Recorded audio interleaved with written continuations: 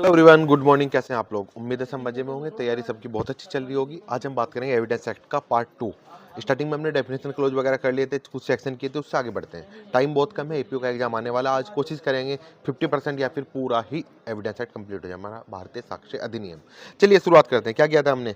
Title वगैरह सब देख लिया था, डेफिनेशन क्लोज देख लिया था। अब हम बात करते हैं आगे चैप्टर नंबर 2। किसकी बात करें? रिलीवेंट फैक्ट की। मतलब रिलीवेंसी कहाँ डिफाइन है? रिलीवेंटी डिफाइन है नए एक्ट के सेक्शन नंबर 3 से लेकर के 50 तक, और पुराने एक्ट के सेक्शन नंबर 5 से लेकर के 55 तक। अब उसी चीज की बात करें, सेक्शन 3 ये कह रहा है कि देखो, एविडेंस में भी given of the fact in the relevant fact. मतलब दो चीजों की बात कर रहा है। क्या क्या? ये सिर्फ दो चीजों की बात क्या कर रहा है? May be given of fact in issue and relevant fact. पहले भी क्या कह रहा था? Fact in issue and the relevant fact.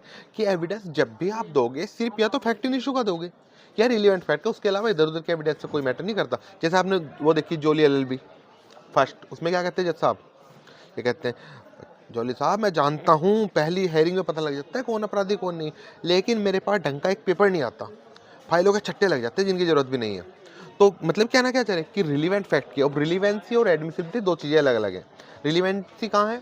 Section 3 से 50 तक सारे फैक्ट रिलीवेंट होंगे। और एडमिसिबिलिटी कहाँ है? एडमिसिबिलिटी जस्ट डिसाइड करेंगे कि एविडेंस होगा कि नहीं होगा।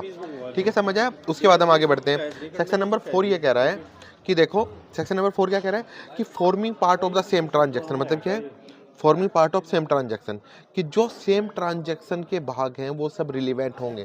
सेक्शन नंबर 6 पहले था, अब क्या है? Section number 4। क्या? Forming part of the same transaction, जो एक ही समय बाहर के भाग है वो सब रिलीवेंट होंगे। अब इसका नाम रखा गया है, क्या नाम रखा गया है? रेजेस्टा। रेजेस्टा कहाँ से आता है? सबसे पहले R versus Foster. R versus Foster case था 1834 का। जस्टिस फीफुट थे, इन्होंने क्या बोला था कि जो forming part of the same transaction है, इसको हम रेजेस्टा बोल सकते हैं लैटिन वर्ड में। तो एग्जाम में क्वेश्चन क्या आता है? रेजेस्टा कहाँ डिफाइन है? सेक्शन नंबर 4 में है बीएसए की, और सेक्शन नंबर 6 में कहाँ था? Evidence act. इसलिए मैंने दोनों स्लाइड एक साथ लगाई ताकि आपको रिलीवेंसी बनी रहे दोनों में। यहाँ भी रिलीवेंसी बढ़े, पुराने और नए एक्ट में भी रिलीवेंसी समझते रहेंगे। क्लियर है? आगे बढ़ते हैं सेक्शन नंबर 5। सिर्फ 3 चीजें याद करनी। क्या क्या याद करना है? ओकेजन, कॉज और इफेक्ट। मतलब क्या है? किसी भी ट्रांजेक्शन का ओकेजन क्या था, कॉज क्या था, इफेक्ट क्या था, वो रिलेवेंट होगा। सिर्फ 3 वर्ड याद करना है। प्री के लिए बात कर रहे हैं, सो सिर्फ 3 ही वर्ड याद करना, बाकी से भूल जाओ। सेक्शन नंबर 6 पे आता है, जो पहले की सेक्शन नंबर 8 था। क्या बात कर रहे हैं? मोटिव, प्रिपरेशन और कंडक्ट। मोटिव, प्रिपरेशन और प्रीवियस एंड सब्सिक्वेंट कंडक्ट। देखो, कंडक्ट की बात क्या आती है कि कंडक्ट तीनों मैटर करते हैं। देखो, पहले मोटिव। मोटिव क्या था इस एक्ट का? इस जो ट्रांजैक्शन हुई है, जो अपराध हुआ है, इसका मोटिव क्या था? इसके पास मोटिव था कि नहीं था? दूसरी बात करते हैं, क्या इसकी प्रिपरेशन की थी इसने? मान लिया सपोज मैं था, मेरा और रागी वली का एक बिजनेस था पार्टनरशिप में। पार्टनरशिप थी 50-50%। अगर रागी मर जाता सारा प्रॉफिट मेरा, तो मोटिव था ना मेरे पास इसको मारने का। दूसरी बात करते हैं आगे, प्रिपरेशन। मैंने कल चाकू खरीदा, वीडियो है, सब कुछ डॉक्यूमेंट से बिल है कि मैंने चाकू खरीदा, कल उसी चाकू से मर्डर हुआ है। तो क्या है? रिलीवेंट है। क्यों रिलीवेंट है? क्योंकि प्रिपरेशन है वो। किसी भी अपराध की प्रिपरेशन करना भी रिलीवेंट होगा। लेकिन ध्यान रखना एक बात, आईपीसी क्या कहता है? Preparation is not an offence. किसी अपराध की तैयारी करना अपराध नहीं होता है। अपराध करना, सोचना अपराध नहीं है। लेकिन कुछ सेक्शन ऐसे, 3 सेक्शन है बीएससी में, बीएनएस में, मतलब आईपीसी में 3 सेक्शन थे जहां पर तैयारी करना भी अपराध है। जैसे डकैती की तैयारी करना, जैसे होगा राज्य के विरुद्ध अपराध की तैयारी करना, वो सब क्या होते हैं? पनिशेबल होते हैं। आगे बात करते हैं यहाँ पे कंडक्ट की बात की। कंडक्ट, आचरण क्या था? अब आचरण दोनों यहाँ पर रिलीवेंट हो। कौन सा? प्रीवियस कंडक्ट और सब्सिक्वेंट कंडक्ट। मतलब क्या हुआ?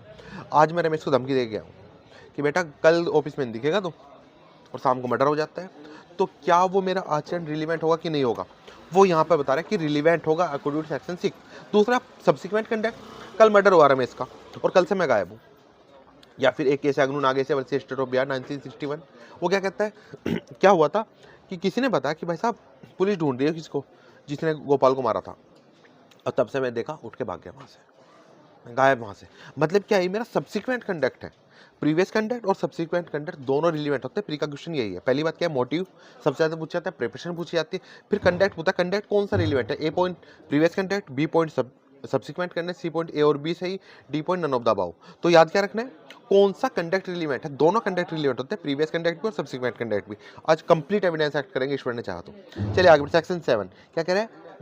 सेक्शन 7 क्या बात कर रहा है? छोटी सी बात कर रहा है, फैक्ट नेसेसरी टू एक्सप्लेन और इंट्रोड्यूस द इशू। मतलब क्या कहना चाहिए? वो सब फैक्ट रिलीवेंट होंगे जो एक्सप्लेन कर रहे हैं, आइडेंटिटी बता रहे हैं। सपोज आज रमेश का मर्डर हुआ है, डॉक्टर साहब आए, उन्होंने चेक किया, उन्होंने बोला ये जहर, ये वाला जहर दिया गया। क्यों? क्योंकि जहर की पहचान बताना, उसकी बॉडी नीली होगी, ब्लैक होगी, रेड होगी, जो भी हो गया, किसी व्यक्ति की पहचान बताना। देखो यहाँ पर ये अगर आप सेक्शन नंबर 54 पे जाते हैं आपके BNSS, सॉरी 54 BNSS और 54 A CRPC क्या बात करते थे? Test identification parade. वहां पे क्या थी? आइडेंटिटी की बात, किसी व्यक्ति की, मतलब शिनाख्त परेड। और यहाँ पे क्या है? आइडेंटिटी की बात है। किसकी? देखो यहाँ पर टाइम की, प्लेस की, ठीक है, थिंग की, पर्सन की, इन सब की। वहां पर सिर्फ पर्सन की आइडेंटिटी की बात करें। क्या आपने जिसे मर्डर किया था, जिसने चोरी की थी, आप उसे पहचान सकते हो या नहीं पहचान सकते? यहाँ पे क्या बात कर रहे हैं? टाइम, प्लेस, थिंग, पर्सन, सबकी आइडेंटिफिकेशन, ठीक है। किसी भी तथ्य को, किसी व्यक्ति को, स्थान को, समय को आइडेंटिफाई करने वाले थे। पोस्टमार्टम रिपोर्ट हुई, उसमें क्या हुआ था? पोस्टमार्टम रिपोर्ट में क्या हुआ था कि इस टाइम मरा था, वो रिलीवेंट है। इस टाइम ये हुआ था, ये व्यक्ति था, वो व्यक्ति था, वो टाइम था, वो सब रिलीवेंट होगी। किसके कारण? सेक्शन नंबर 7 के कारण। याद रहेगा। सिर्फ यहाँ पे रिलीवेंसी में से ये पूछे कौन सी रिलीवेंसी यहाँ पर रिलीवेंट होगी, किस चीज को हम रिलीवेंट फैक्ट मानेंगे या नहीं मानेंगे। आगे बात है सेक्शन 8, जो कि पुराने सेक्शन नंबर 10 था। क्या बात कर रहा है? सिर्फ इतनी सी बात करिए। देखो भाई साहब, थिंग्स सेड और डन बाय द कॉन्स्पिरेटर, मतलब कॉन्स्पिरेसी थी जहां दो या दो से अधिक व्यक्तियों के बीच में कोई कॉन्स्पिरेसी है, कोई षड्यंत्र है, तो उस समय उन सब में से किसी एक के भी द्वारा, किसी के भी द्वारा कहा गया, सुना गया, किया गया कोई कार्य, बोले गए कोई शब्द रिलीवेंट होंगे उन सब के खिलाफ। याद रहेगा। सेक्शन नंबर 10 यही चीज है। पुराने वाले का 10 है, नए वाले का 8 है। पहले ये चीज आगे आगे कहाँ जाएगी? सेक्शन नंबर 30 में, जब वो कन्फेस करेंगे एक दूसरे के खिलाफ। समझ आया? सेक्शन नंबर 8 क्या बात करता है? कॉन्स्पिरेसी केस कौन कौन से यहाँ पे? आर वर्सेस ब्लैक आ जाएगा, नलिनी वर्सेस तमिलनाडु राज्य आ जाएगा 2004, और 2-4 केस हो रहे हैं। मिर्जा अकबर आ जाएगा, ठीक है। प्री के क्वेश्चन से भी। सेक्शन नंबर 9 क्या बात करता है? मतलब पुराने का सेक्शन नंबर 11 क्या कह रहे हैं? When fact is not otherwise relevant become relevant. मतलब क्या है? जो फैक्ट रिलीवेंट नहीं थे लेकिन स्पेशल सर्कमस्टेंसेस में रिलीवेंट हो जाते हैं। कैसे?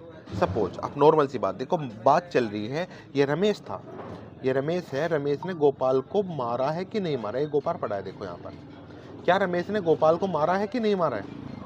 बात चल रही है मर्डर की, लेकिन रमेश क्या दिखा रहा है? जज साहब ये मूवी के टिकट देखो, मैं बॉर्डर 2 देखने गया था, इस 4 बजे से लेकर के रात के 8:30 बजे तक का शो था, ठीक है। अब ये बताओ, मूवी कोई रिलीवेंट है क्या? नहीं रिलीवेंट है ना। मर्डर के केस में मूवी की क्या रिलीवेंसी? लेकिन वो रिलीवेंट हो जाएगा कब? अगर वो दो चीजें हैं, वो फैक्ट इन इशू को है, रिलीवेंट फैक्ट को, फैक्ट इन इशू को है, रिलीवेंट फैक्ट को क्या करता है? इनकंसिस्टेंट बनाता है, अधिसंभाव्य बनाता है, असंभव बनाता है। या तो उसको कंसिस्टेंट करता हो या इनकंसिस्टेंट करता हो। मतलब क्या है? उसको सपोर्ट करता हो या रिबट करता हो पूरी तरह से। सपोज जब उसने बताया ना, बॉर्डर मूवी देख रहा था रमेश उस टाइम पे, मर्डर की सेक्शन नंबर किस में पहुंचे हम? सेक्शन नंबर 7 में पहुंचे। आइडेंटिफिकेशन परेड में क्या बताया? आइडेंटिफिकेशन में क्या बताया कि मर्डर रात के 8 बजे हुआ है, और भाई साहब 4 बजे से लेकर 9:30 तक मूवी में था मैं, तो वो रिलीवेंट नहीं होगा। क्यों? उसको क्या कर रहा है? कॉर्पोरेट कर रहा है पूरी तरह से, उसको सेटिस्फाई नहीं करा कंडीशन को, ठीक है। इसे बोलते हैं डॉक्ट्रिन ऑफ एलिबाई। पूछा क्या जाता है? एलिबाई का डॉक्ट्रिन कहाँ दिया गया है? मुंशी प्रसाद याद रखना, दूधनाथ पांडे याद रखना, 2-4 केसेस सिलेक्टेड। क्या बात कर रहे हैं? कॉन्स्पिरेसी, क्या? Alibi, alibi section number 9 alibi की